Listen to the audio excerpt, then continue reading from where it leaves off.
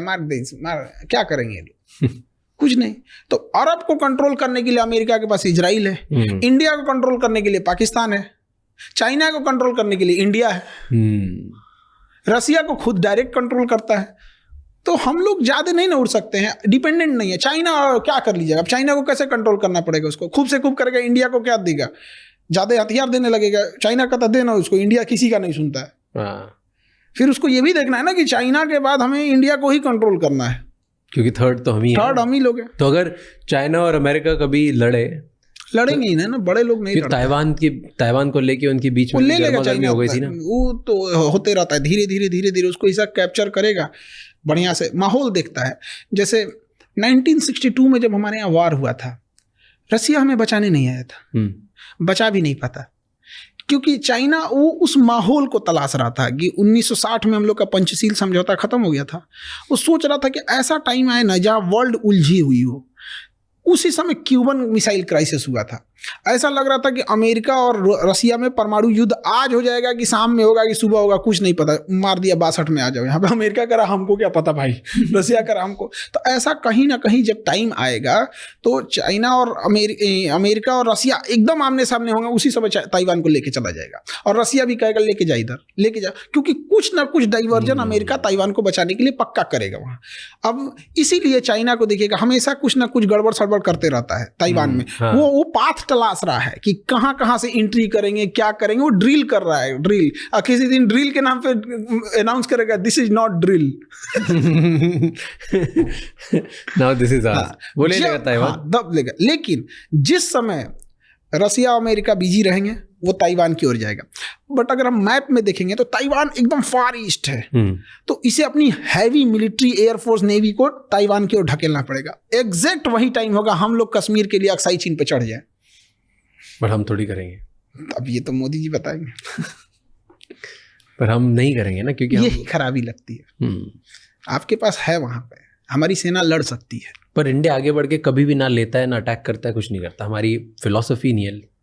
70 साल से देख लो आप, कुछ भी नहीं, हमारी ये फिलॉसफी मानते ही नहीं। हमें फिलॉसफी चेंज करने की जरूरत है। पब्लिक जब प्रेशर लगाएगी तो पब्लिक को ये सब चीज़ों से मतलब ही नहीं रहता है। वो सब लोग को अपनी, हमारा जात ठीक है, हमारा धर्म ठीक है, हमारी राजनीतिक पार्टी ठीक है, माइंडसेट बहुत खराब होता है। नेशनल इंटरेस्ट देखना चाहिए। तो यही मौका है, नहीं तो चुपचाप देखेंगे ताइवान ले लिया, कि ताइवान ले लेगा उसके बाद चाइना फिर नहीं रुकेगा।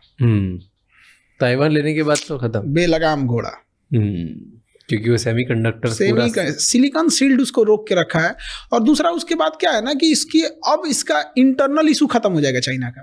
ताइवान लेने के बाद इंटरनल खत्म हो जाएगा, फिर वो केवल और केवल फोकस्ड हो जाएगा एक्सटर्नल पे। और कुछ भी कर ले चाइना, अमेरिका ताइवान को बचाने के लिए एटॉमिक वार नहीं ना करेगा।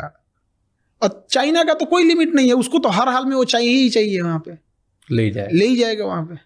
तो ये फ्यूचर आपको लगता है कि होना ही? हाँ, बस हम लोग बस ये देखना यूरोप कितना अनस्टेबल रहता है। इस बीच में ये फिलिस्तीन और गाजा वाला ना उठ गया, वरना यूक्रेन और रशिया ज्यादा उलझे रहता तो निपटा देता इधर ही। यूक्रेन और रशिया जो चल रहा है उसमें आपको लगता है कि इंडिया ने चुप रह के रशिया का साथ दिया? तो हम खुल के कहते हैं रसिया के दिया था, यूक्रेन का साथ देंगे हम? क्या किया हमारे लिए? बिना मतलब का आएंगे साथ, कुछ नहीं, सूरजमुखी का फूल भेज दिए, 2-4 को रिफाइंड तेल भेज दिए तो हम आपका साथ दे देंगे। रखे रहो अपन रिफाइंड तेल, हम ब्राजील से मंगा लेंगे। यहाँ खुल के बोलते हैं रसिया का साथ दिए हैं, रसिया ने भी हमारा साथ दिया है, चाहे यूएन में वीटो का मामला हो। इसमें खुल छुपा के कौन सा बात करना? अब हम लोग कोई डिप्लोमेटिक पोस्ट पे थोड़े बैठे हैं कि लोग हमसे पूछेगा हाँ साथ दिए हैं। अमेरिका खुल के कहता है ना कि वो इजराइल का साथ दिया है, अमेरिका खुल के कहता है कि वो यूक्रेन का साथ दिया है। हम क्यों मोए मोए करें? हम भी दिए हैं, बट बोलते नहीं ना, हम खुल के नहीं बोलते हैं। हमारी कुछ मजबूरी, क्योंकि यूरोपीय यूनियन है सब और उधर अमेरिका है, पूरा वर्ल्ड एक साइड से हो गए हैं सब यहाँ, और हम लोग थोड़ा सा इसमें। आपको लगता है यूक्रेन और रशिया में कौन सही है? रसिया। क्यों? आप मेरे दुश्मन को मेरे सिधाने ले आके बैठाइएगा, हम क्या करेंगे? विरोध करेगा कि नहीं करेगा? ऑब्वियस बात है। नाटो का आर्टिकल 5 कहता है कि नाटो की कोई भी कंट्री रहेगी वहां नाटो की आर्मी की पूरी डायरेक्ट एक्सेसिबिलिटी रहेगी। अब बैठा के वहां ले आएंगे रसिया को, भाई तुम्हें डेवलप करना है करो। यूरोपीय यूनियन में गया, कहाँ इसने अटैक किया है?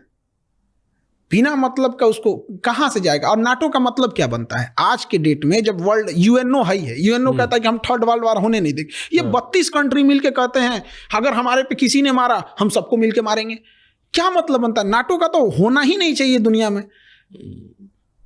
फिर 32 कंट्री अब हेल्प क्यों नहीं कर रही है जब ये हो रहा है? तो मारे हुआ पुतिन बैठा हुआ है, उसको क्या जाता है? वो तो नॉर्थ कोरिया से बुलाया है सैनिक को जानबूझ के यूक्रेन में घुसाने के लिए, क्योंकि नॉर्थ कोरिया के पास एक बहाना मिल जाएगा कि किसी दिन अगर इसके 2-4 सैनिक मारे गए तो कह देगा हमारे सैनिक मारे गए, यानी हमारे देश पे आया हुआ है, हमारे पास परमाणु बम खाली है।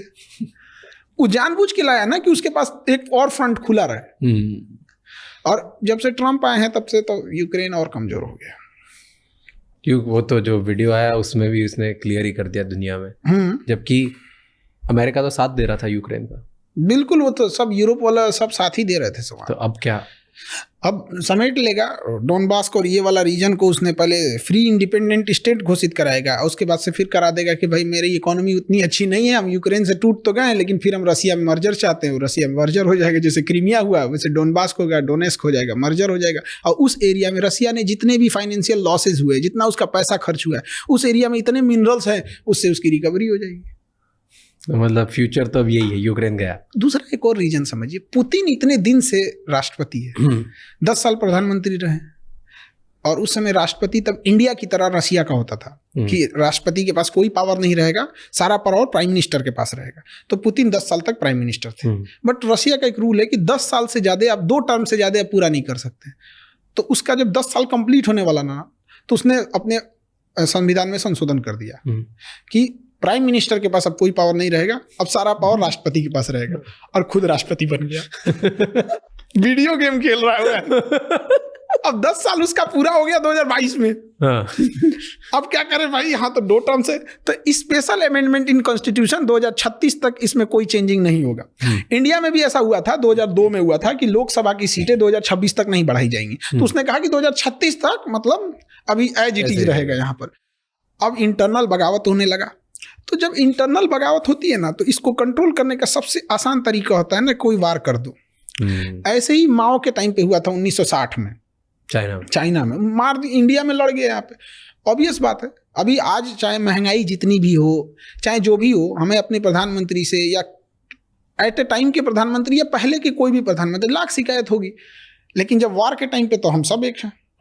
कारगिल के टाइम पे कोई ये कह सकता है क्या कि हम अटल बिहारी वाजपेयी के साथ नहीं थे, भले उन्हें वोट न दिया हो। तो पुतिन के लिए युद्ध लंबा खींचना अपने विरोधियों को निपटाने का एक अच्छा रास्ता। निपटा दिया अंदर। वो क्या नाम थे उनको, वैगनार ग्रुप के थे, प्रेगोजिन की क्या नाम था, उनको जहाज से उड़वा दिया, जा रहे थे बेलारूस। तो रसिया का एक अलग है, वो लड़ाई को केवल ये नहीं देखिए वहाँ पे, वो चाहे तो खत्म करके आज ही ले सकता है, लेकिन लंबा कर रहा है, खुश रहा है उसको, उसकी पॉपुलैरिटी, उसका विश्वास, उसकी नेशनलिटी बढ़ रही है कि ये रशियंस के साथ है। रसिया को यही बचा रहा है, वो दुनिया को अपने यहाँ दिखा रहा है रसियन भाषा में बोल के। उसकी न्यूज़ तो चल रही है ना कि आज अगर पुतिन नहीं होता तो पूरी दुनिया रसिया को समेट चुकी होती ना। नाटो कहाँ तक चला गया रहता, दिखाएगा वहां पर कि ना क्रेमलिन बचा होता, ना मॉस्को बचता, ना पीटर्सबर्ग बचता, ना व्लादिवोस्टोक, सब यूरोप वाले कब्जा कर लेते। तो लोगों का रहता यही रहेगा, पुतिन ही रहेगा, 2036 नहीं जी 50 तक रहेगा। वॉर गलत है ना, लोग मरते हैं। वॉर गलत रहता ना, बांसुरी बजाने वाले कृष्ण कन्हैया महाभारत होने नहीं देते। कुछ लोग बात से सुनबे नहीं करते, लात देना ही पड़ता है। आप 32 देशों के ग्रुप जिसमें एटॉमिक पावर 3 के पास है, ब्रिटेन के पास है, फ्रांस के पास है, अमेरिका के पास है, पावर में सबसे ज्यादा, लॉबी सबसे ज्यादा, टेक्नोलॉजी सबसे ज्यादा, हथियार सबसे ज्यादा, यूएन में पहुंच सबसे ज्यादा। इसके बावजूद ही 3200 मिल के एक साथ रहेंगे और कहेंगे कि हमें कोई मारेगा, हम 3200 मिल के मारेंगे। सद्दाम हुसैन को पूरा उड़ा दिया, सब लीबिया को पूरा उड़ा दिया, यमन को पूरा उड़ा दिया, सीरिया को पूरा उड़ा दिया। हमारे पास ये जितने देशों को उड़ाया, कम से कम 2 से 3 लाख इंडियंस वहां काम करते थे। हमें क्या मिला? कुछ नहीं। बीच मझधार में छोड़ के अफगानिस्तान को चला गया। अफगानिस्तान में हम लोग के करोड़ों इन्वेस्टमेंट है, सब फंस के रह गए। तो क्या मतलब बनता है आज के डेट में नाटो का? हिम्मत नहीं है किसी देश के पास ये कहने की कि नाटो गलत है, वो अलग बात है, बट गलत तो है ना।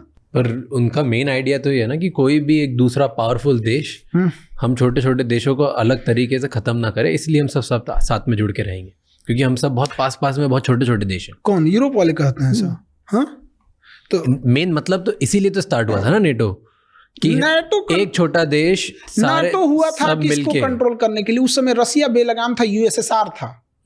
तो यूएसएसआर इधर रसिया था। हाँ, तो ये बहुत बड़ा था, बड़ा तो था, ये था छोटे छोटे जब थे, ये तो खत्म हो गए, जब आप कहें कि भाई हमको रसिया से डर है इसलिए हम ग्रुप बना रहे हैं, रसिया टूट गया, अब ये रहा, बड़े देश तो फिर इसे भी खत्म करो भैया।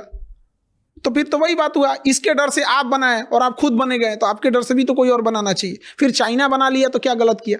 चाइना बना ले, नॉर्थ कोरिया बना ले, इराक बना ले, ईरान बना ले, तालिबान मिल के बना ले सब, कि हम पांचों पे कोई मारेगा तो हम मार देंगे परमाणु बम। उधर चाइना संशोधन कर दे कि हमारा ईरान एलआई है, हमारा नॉर्थ कोरिया एलआई है, तालिबान हमारा एलआई है, गाजा हमारा एलआई है, किसी पे अगर होगा तो हम अपने एटॉमिक पावर का यूज कर सकते हैं, तो हो गया काम खत्म।